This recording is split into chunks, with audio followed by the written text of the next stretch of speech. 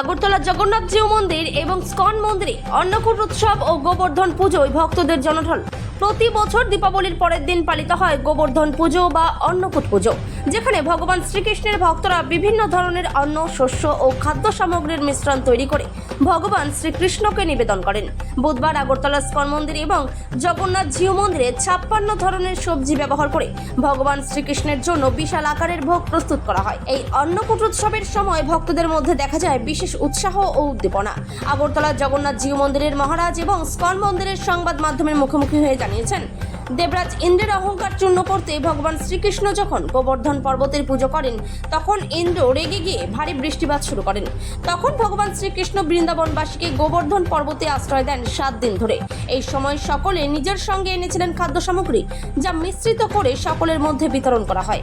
ভগবান শ্রীকৃষ্ণ এই খাদ্যের স্বাদ পছন্দ করেন এবং পরবর্তীতে প্রসাদ হিসেবে অন্নকূট উৎসব পালন করার নির্দেশ দেন।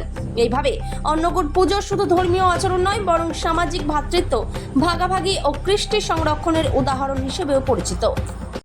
গুরু বৈষ্ণব ভগবান কি জয়, বৃন্দাবন বিহারী লাল কি জয়, গিরিরাজ গোবর্ধন কি জয়, শ্রী শ্রী গোবর্ধন পূজা কি জয়, অন্নকূট মহোৎসব কি জয়।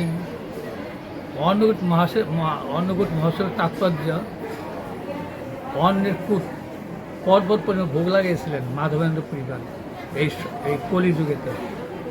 550 বছর মহাপ্রভু সময়তে, চৈতন্য মহাসময়তে তিনি প্রেমিক ভক্ত ছিলেন মাধবেন্দ্র পরিবার।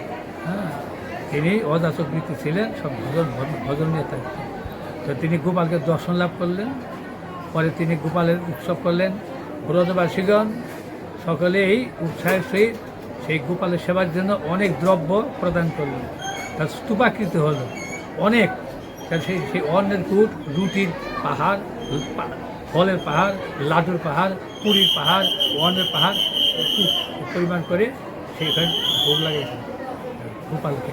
তাতে অন্নকূট করেছেন পূর্বে ভগবান শ্রীকৃষ্ণ। সেই দাপর যুগে তিনি ইন্দ্র পূজা বন্ধ করে গোবর্ধন পূজা, গোবর্ধন সাক্ষাৎ ভগবান। বৃন্দাবন রয়েছে গিরিরাজ গোবর্ধন, 14 মাইল এলাকা, রাধাকুণ্ড, শ্যামকুণ্ড, গিরিরাজ গোবর্ধন, সেই গোবর্ধন পর্বত। গোবর্ধন সেই দ্রোণ পর্বতের পুত্র হল গোবর্ধন। সেই গোবর্ধন মহারাজ, তিনি সাক্ষাৎ ভগবান। তার সেবার দ্বারা ভগবান প্রসন্ন। শিলা, গোবর্ধন শিলা আছে, অনেকে গোবর্ধন নারায়ণ শিলা, গোবর্ধন শিলা।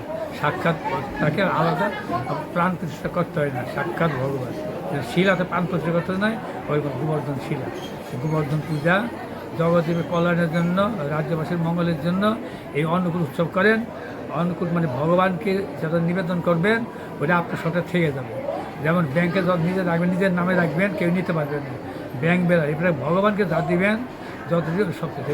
অন্নকূটে একটু অন্ন গ্রহণ করলে পরে, অন্ন দান করলে তার জীবনে অন্নের অভাব, খাদ্যের অভাব হয় না। লক্ষ্মীদেবী সাক্ষাৎ তার ঘরের বসে তাকে সাপ্লাই দেন যত লাগে। লক্ষ্মীদেবী কী করেন? নারায়ণের সেবা করেন, ভগবানের সেবা করেন। লক্ষ্মীদেবী ধন সম্পদের অধিকারী, ধনের অধিকারী লক্ষ্মীদেবী বৈকুণ্ঠেশ্বরী। তিনি সেই নারায়ণের সেবা করছেন, ভগবানের সেবা করছেন।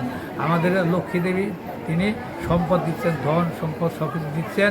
কেন? আমার ভোগের জন্য নয়, প্রভু সেবার জন্য, সমাজের সেবার জন্য, দেশের সেবার জন্য, রাজ্যের সেবার জন্য, পাড়া প্রতিবেশীর, এলাকাবাসীর জন্য সেবাবৃত্তি। আমরা সব সেবক, আমরা প্রভু নয়, প্রভু ভগবান। প্রভুর সেবা করেন জীবের ধর্ম। আপনার যে নামটা? আমার নাম হলো ত্রিদণ্ডী স্বামী শ্রীমৎ ভক্তি কমল বৈষ্ণব মহারাজ, শ্রী চৈতন্য গৌরী মঠ, জগন্নাথ মন্দির, আগরতলা।